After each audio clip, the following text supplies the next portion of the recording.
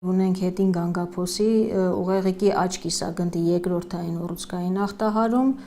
հիվանդի մոտ առկա է աջ թոքի վերին բլթի գոյացություն։ Սաստիկ ու կրկնվող գլխացավեր ցնցումային նոպաներ, այս ախտանշանները դիտվում են գլխուղեղի ուռուցքների դեպքում։ Ամբողջ աշխարհում մայիսը հայտարարված է որպես գլխուղեղի ուռուցքի իրազեկման ամիս։ Սաստիկ կրկնվող գլխացավերը կամ բութ գլխացավերը, որոնք չեն անցնում ընդհանուր ցավազրկողներով եւ կրկնվում են անընդհատ, առաջացնում են նաեւ որոշակի նյարդաբանական դեֆիցիտ, որը կարող արտահայտվի վերջույթների թմրացությամբ, վերջույթների թուլությամբ, ջղաձգումներով, հիշողության կորուստով, խոսակցականի խանգարումներ, դա արդեն պետք է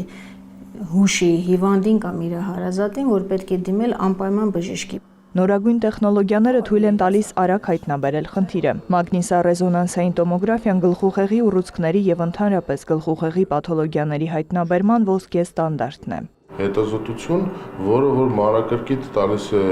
մեզ հնարավորություն, պատկերներ, որպեսզի տեսնենք կա արդյոք գլխուղեղում անատոմիական փոփոխություններ, թե ոչ։ Եվ ավելի մանրակրկիտ եւ բարակ շերտերով հետազոտության արդյունքում մենք վաղ փուլերում կարող ենք հայտնաբերել անգամ 1 մմ-անոց նորագոյացությունը գլխուղեղում եւ անգամ մարդու մոտ ախտանիշներ չկա։ Տարածվածությունից եթե խոսենք, Հայաստանում 100,000 բնակչի հաշվով ունենում ենք տարեկան 5 դեպք գլխուղեղի առաջնային ուռուցքի։ Այստեղ շատ կարևոր է տարբերակել գլխուղեղի առաջնային ուռուցքները երկրորդային ուռուցքներից։ Առաջնային իրենք առաջանում են հենց գլխուղեղում,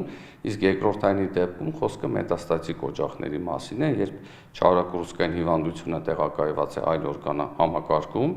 կոնկրետ առավել հաճախ դիտվում է դա բնորոշ է թոքի, կրծքագեղձի, երիկամի, ստամոքսաղիքային համակարգի ուռուցքներին։ Բարորակ ուռուցքների մոտ 30-ից 40%-ը բաժին է ընկնում մենինգիոմաներին, որոնք առաջանում են գլխուղեղի թաղանթից։ Ստատիստիկորեն իրանք շատ դեպքերում հանգում են կրծքագեղձի քաղցկեղի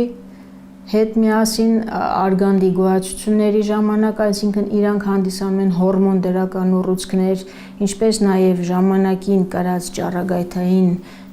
թերապիաները կարող են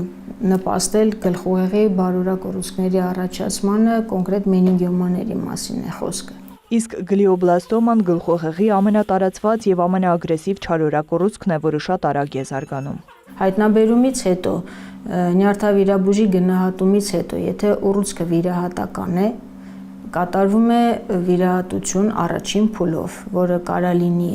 ուռուցքի լիարժեք հեռացում կամ մասնակի, կախված անատոմիական դիրքից եւ ֆիզիոլոգիական հնարավորություններից,